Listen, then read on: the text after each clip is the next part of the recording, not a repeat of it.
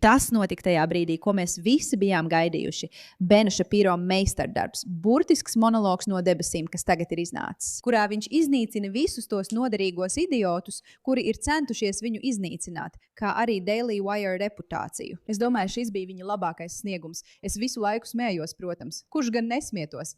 Bens vienkārši ir jāmīl un jāatzīst viņa nopelni. Viņš ir pelnījis katru sekundi tronī kā konservatīvās kustības karalis. Aiziet! Par ziņām, un dažreiz mēs esam tie. Sveiki visiem! Jūs zināt, dažreiz šeit Ben Šapiro šovā mēs apskatām ziņas, un dažreiz mēs paši nonākam ziņās šeit, Daily Wire. Pēdējo pāris nedēļu laikā, jūs varbūt pamanījāt, Daily Wire ir bijis dažādu uzbrukuma rakstu mērķis. Īsta uzbrukuma rakstu pārpilnība. Bija viens no Washington Post un bija viens no Puck. Un tad visbeidzot bija īpaši absurds raksts no izcilajiem žurnālistiem Ņujorkas žurnālā, kuri būtiski plaģiātēja savu uzbrukuma rakstu no Washington Post. Tik daudz žurnālistikas, augsta līmeņa žurnālistikas. Šorīt tas Ņujorkas žurnāla raksts uzspridzina internetu. Tas uzspridzina X. New York Magazine apgalvo, ka reiz bija laiks, kad Bens Šapiro varēja pamatot sevi saukt par visu konservatīvo mēdīju karali. Es neatceros tādu laiku, bet tas izklausās forši. Viņi saka, ka tas viss tagad ir beidzies. The Daily Wire beidz būtiskas atlaišanas. Tas ir tik slikti vienkārši uzreiz ķert pie rīkles, nevis teikt, nē, nefotografējiet mani, man ir bail. Viņš vienkārši saka, jā, jūs esat briesmīgi žurnālisti, ļaujiet man jums parādīt, cik slikti jūs esat. Tu gribi izaicināt konservatīvās žurnālistikas karali? Ak, tev būs ko nopūlēties. Saskaņā ar žurnālu New York Magazine, konservatīvisma nākotne nav tradicionālais konservatīvisms. Tu zini, piemēram, brīvie tirgi, vienlīdzīgas tiesības likuma priekšā, varas līdzsvars un savstarpējā kontrole, tradicionālas vērtības. Tas ir beidzies. Nākotne, pēc New York Magazine domām, ir Niks Fuentes, apstiprināts nacistu atbalstītājs un sieviešu nīdējs, kā arī cilvēks, kurš nekad nespēs ieņemt bērnu ar sievieti dabiskā ceļā. Baitekers Karlsons, apstiprināts antikapitālists un musulmaņu aizstāvis, kā arī dēmonu skrāpējumu upuris, vai varbūt Kandisa Wensa, atzīta atreitu apmelotāja un franču sēklinieku pazinēja, vai varbūt Megana Kellija. Franču sēklinieku pazinēja.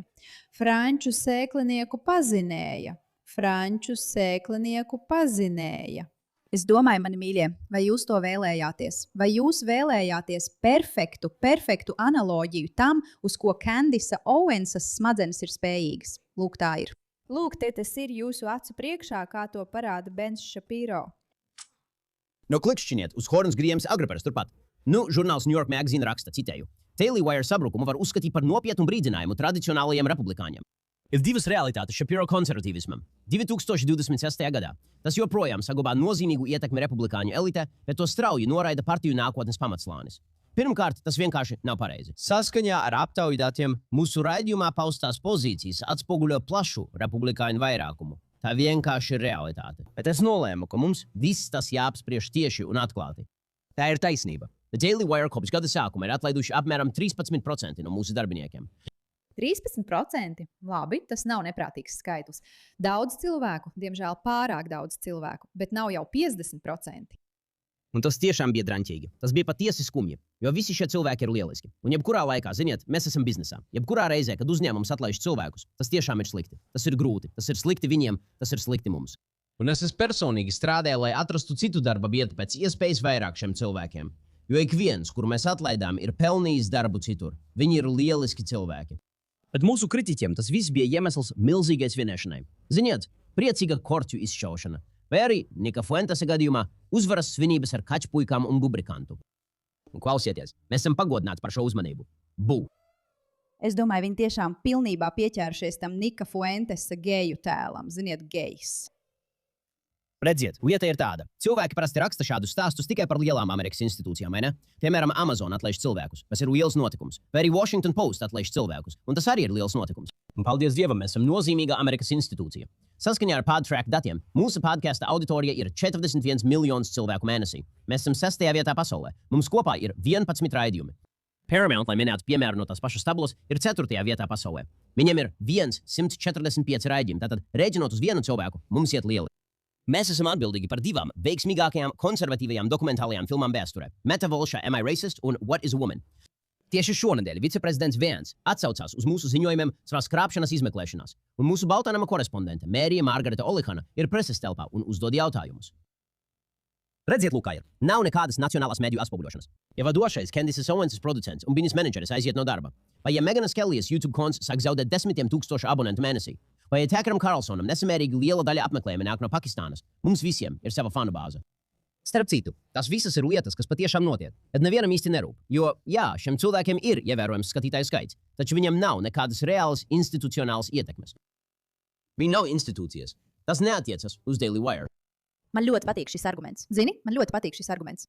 Jo tas, ko viņš šeit dara, ir tas, ka viņš neuzķerās uz šo visu absurdo lietu, ko cilvēki saka, man ir jāaizstāv sevi vai kas tam līdzīgs. Viņš saka, fakts, ka jūs runājat par mani, kaut kādā ziņā parāda, ka jums nav taisnība. Es domāju, jūs par mani nerunātu, ja mēs nebūtu Portlandā un ja mēs nedarītu labas lietas. Tātad, jā, es domāju, viņi runā par Amazon un viņi runā par Daily Wire, pat nepasakot, ka viņš jums to jau ir pateicis. Ak, vai viņi tiešām ir virsotnē? Turpināsim skatīties, bet vispirms īsts vārds no mūsu sponsoriem. Jūs droši vien esat redzējuši virsrakstus par kruīza kuģa uzliesmojumu. Līdz šim 3 nāves gadījumi, vairāki apstiprināti inficēšanās gadījumi, un tagad ASV ceļotāji tiek novēroti pēc saskaras ar hanta vīrusu. Vienīgo cēlumu, kas zināms, ka izplatās no cilvēka cilvēkam. Pandēmija mums iemācīja kaut ko svarīgu. Kad parādās jauns vīrus, veselības aprūpes sistēma ļoti ātri tiek pārslogota. Aptiekās beidzas zāles, receptes tiek aizkavētas vai atteiktas un klīnikas tiek pārpildītas. Tāpēc es iesaku jau laikus mājās turēt veselības uzņēmuma infekciju ārkārtas komplektu, pirms tas jums ir nepieciešams. Pasūtiet to tiešsaistē jau tagad. Komplektā ir ārsta izrakstītas zāles un pat nebulizators elpas ar simptomiem. Un cerams, ka jums tas nekad nebūs vajadzīgs. Tāpēc nevis steigties un meklēt risinājumus nākamā uzliesmojuma laikā. Jums jau būs svarīgākās zāles un elpošanas palīglīdzekļi par rokai, gatavi tūlītējai lietošanai. Apmeklējiet twc.health/meira.k un izmantojiet kodu MEIRA, lai ietaupītu līdz $3 un saņemtu bezmaksas piegādi. Ņemiet vērā, ka komplekti ir pieejami tikai ASV iedzīvotājiem.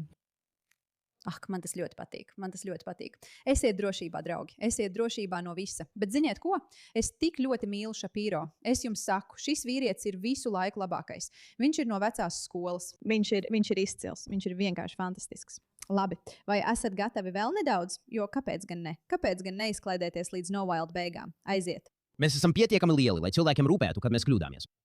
Un, protams, kā jebkuram uzņēmumam, mums ir savi kāpumi un kritumi. Bet, kā teica Marks Tvens, ziņas par mūsu nāvi ir stipri pārspīlētas. Bet ir viena lieta. Šeit notiek vēl kas cits. Šeit notiek kaut kas ļoti skaidrs. Mediju kreisie un tā sauktie woke labējie, tas būtu kā Candice, Fuentes, Takers un Megana, visi kopā, jaunā kreisā puse, viņi cenšas iznīcināt tradicionālo konservatīvismu. Tas ir viss, kas šeit notiek. Redziet, Daily Wire ir lielākais tradicionāli konservatīvais mediju uzņēmums digitālajā vidē ar milzīgu pārsvaru. Mēs esam vairākas reizes lielāki nekā jebkurš no pārējiem. Mūsu platformā mums ir daudz sarunu starp dažādiem vadītājiem par tēmām, sākot no mākslīgā intelekta līdz tuvajiem austrumiem, katolicismam, judaismam un visu pārējo. Šeit Daily Wire ir daudz saturīgu domstarpību, bet galu galā tas, par ko mēs šeit Daily Wire iestājamies, ir diezgan vienkārši. Patiesība, tikums un brīvība. Un tieši to jaunā kreisā, kas patiesībā ir vecā kreisā un pakava teorijas labējie, vēlētos iznīcināt. Tāpēc uzbrukumi jau vairākas nedēļas seko cits citam bez mitas. Viņi vēlas iznīcināt tradicionālo konservatīvismu. Tas ir viņu dzīves mērķis. Viņi vēlas to iznīcināt vairāku dažādu iemeslu dēļ. Kreisajiem ir viens iemesls, bet woke labējiem cits. Mūsu it kā ievainojamībā cilvēki no Nika Fuentesa līdz Takaram, no Candices Owensas līdz New York Magazine, no The Washington Post līdz Meganai Kellyai, viņi saskata iespēju aizstāt tradicionālo konservatīvismu ar sazvērestību teorijām pārņemtu, aizvainojumu pilnu, traku populisma versiju. Vai Meganas gadījumā vienkārši iegūt ātrus klikšķus un naudu. Tā ir ienesīga krāpšana, tā ir bīstama krāpšana Amerikai. Kāpēc tas notiek? Nu, acīm redzot, attiecībā uz mediju kreisajiem tas ir skaidrs. Mēs to saprotam. Attiecībā uz mediju kreisajiem tas ir skaidrs. Viņi vienmēr ir priecīgi uzturēt šo schēmu, jo viņiem patīk, kad labējie ir traki. Viņi nevēlas labējos, kurus raksturo normāla pārliecība. Viņi vēlas labējos, kas ir traki. Starp citu, pamaniet, kā viņš viņus sauc par jauno kreiso, vai ne? Viņš pat vairs nesaka woke labējie. Viņš vienkārši tā kā, nē, čali, mēs jau esam tam pāri. Viņi izlikās, ka ir labējie, bet patiesībā viņi atbalsta tikai kreisos uzskatus. Kreisais. Šī ir vienkārši mūsu jaunā kreisā versija. Un tas šķiet mazliet dīvaini, bet viņi būtībā vienkārši mēģināja mūs iznīcināt. Bet tas arī viss, draugi. Vienkārši atkāpieties, neuztraucieties par to, nedomājiet par to. Tā ir tikai vēl viena kreisās puses versija. Ir pienācis laiks visiem pārkalibrēties, jo labējie joprojām domā. Vienkāršākais veids, kā padarīt AOC par prezidenti 2028. gada vēlēšanās, ir ļaut tai trakajai sievietei kandidēt pretī. Konservatīva kustība, kas koncentrējas uz Brižītas Makronas sēkliniekiem vai dēmonu uzbrukumiem Meinas nomaļajos apvidū. Vai kāpēc ebreji ir atbildīgi par tavu neārstējamos madonu iekaisumu, briesmīgo ķermeņa smaku un nespēju atrast sev randīju? Tagad, runājot par tā saucamo woke labo spārnu, tu zini, jauno kreiso, tie atkal būtu Fuentes, Takers, Kendisa un viņu kompāniju. Viņi ir sajūsmā par visu šo gan biznesa, gan politisku iemeslu dēļ. Pirmkārt, tie ir konkurenti. Otrakārt, viņi vēlas sagraut tradicionālo konservatīvismu. Viņa galvenais mērķis ir pārņemt tradicionālo konservatīvo auditoriju. Pēc visiem pieejamajiem rādītājiem šajā valstī ir daudz vairāk tradicionālo konservatīvo un racionālu cilvēku nekā trako. Bet viņu mērķis ir iznīcināt konservatīvo kustību un pēc tam izmantot to kā masku savām izkropļotajām politiskajām interesēm. Tas ir viss stāsts, un tieši tāpēc daudzi no viņiem tagad atklāti kļūst par demokrātiem. Tā vienotība ir galvenais. Tāpēc Russia Today ir oficiālais Kremļa rupors. To vada Krievijas valdība. Un šodien tā pārpublicē Nika Fuentesa triumfālos izteikumus. Fuentes tvītoja: "Es uzvarēju", pēc tam, kad iznāca tas New York Magazine raksts. Un Fuentes uzvarēja. Nu, es nezinu. Dzīvot savā pagrabā un straumēt 8 stundas dienā, vienlaikus apmierinoties skatoties uz kaķpuišiem. Tā arī ir sava veida uzvara. Es teicu, labi. Nu, lai nu kā, kas tev patīk, draugs, tu varētu šo Russia Today un Fuentes sadarbību nosaukt par tiešsaistes Molotova-Ribbentropa tropu. Nu, tas arī ir iemesls, kāpēc The Washington Post labprāt citē Candisu Owensu, interneta klaidoņu karalieni, vai paskaidrotu, ka Daily Wire rādītāji ir kritušies. Atkal šī alianse starp kreisiem un moderajiem labējiem ir pilnīgi reāla un aktīva. Tāpēc viņi sanāk kopā, lai izdomātu stāstus. Tāpēc viņi atkārto vienus un tos pašus argumentus. Tagad Kendisa saka, ka Daily Wire skatījumu skaits ir samazinājies, jo cilvēki... Jā, tieši tāpēc. Un es domāju, ka ir pienācis laiks mums visiem to saprast un pārstāt panikot par visu šo situāciju, vai ne? Tā tas arī notiek. Viņi vēlas iznīcināt labējos. Kāpēc viņi to vēlas? Tāpēc, ka kreisie ir psihopāti. Bet kā ir ar viņiem pašiem? Viņiem vajag jaunu ienaidnieku, viņiem vajag jaunu strīdu. Viņiem ir jāuztur savi rādītāji augsti, viņiem ir jānodrošina klikšķu pievilināšana, viņiem ir jāapmierina sava narcisisma vajadzība. Un viņi ir sapratuši, ka labējie ir tie, kas uzvar. Un visi zina, ka vissliktākais, kas var notikt revolūcijai, ir tas, ka revolūcija izdodas. Jo kas tad notiek? Ir vajadzīga vēl viena revolūcija. Un tā, kad šie cilvēki uzvarēja un saprata, labi, Trumps ir pie varas, viņi domāja, mums vajag jaunu ienaidnieku. Kas tas varētu būt? Labi, izdomāsim. Atveram grāmatu un paskatāmies, kurš ir pats vecākais ienaidnieks pasaulē. Viņi to izdomāja, izvēlējās un koncentrējās uz to. Un tas ir diezgan apkaunojoši. Kas ir vispretrunīgākā lieta, ko mēs varam darīt, lai saniknotu savu auditoriju? Nezinu, runāt par to, ko viņi visi ienīst, piemēram, islāmu, vai uzbrukt sociālismam, izlikties, ka tas ir lieliski, vai arī pilnībā samulsināt visus.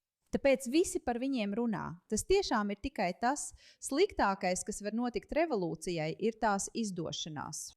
Tas ir bada spēļu idejas pamatā, un tas ir arī tas, ko mēs redzam šeit. Šiem cilvēkiem nepatīk tas, ka viņi ir kļuvuši nebūtiski, jo viņi uzvarēja. Tāpēc tagad viņi cenšas pierādīt, ka nav uzvarējuši un rada jaunu ienaidnieku.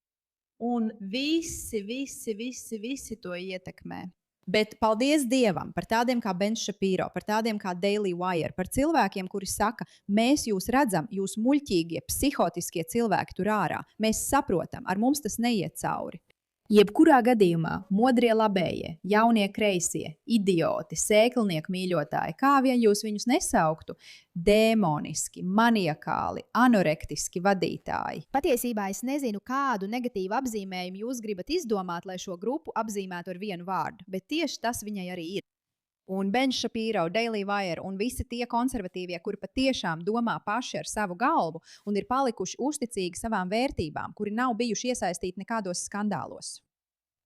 Viņiem nav bijušas lielas dēkas, viņi nemelo. Par viņiem nav nekādu Dr. Carlsona video, kur viņi teiktu neglītas lietas par sievietēm vai izliktos, ka atbalsta transpersonas, vai arī viņiem nav nekā no tā visa. Viņi ir ar nevainojamu reputāciju, jo viņi tiešām ir godīgi cilvēki, un viņi patiešām cīnās par kaut ko labu. Un šī cīņa vēl nebūtu nav galā, tāpēc noskatieties pārējo Bena Shapiro klipu. Tas ir X platformā, tas ir pieejams arī YouTube. Viņš ir izcils. Palielināsim viņa skatījumu skaitu. Kāpēc gan ne? Viņi to ir pelnījuši vairāk nekā jebkurš cits. Un kā vienmēr, paldies par jūsu uzmanību šim jautājumam.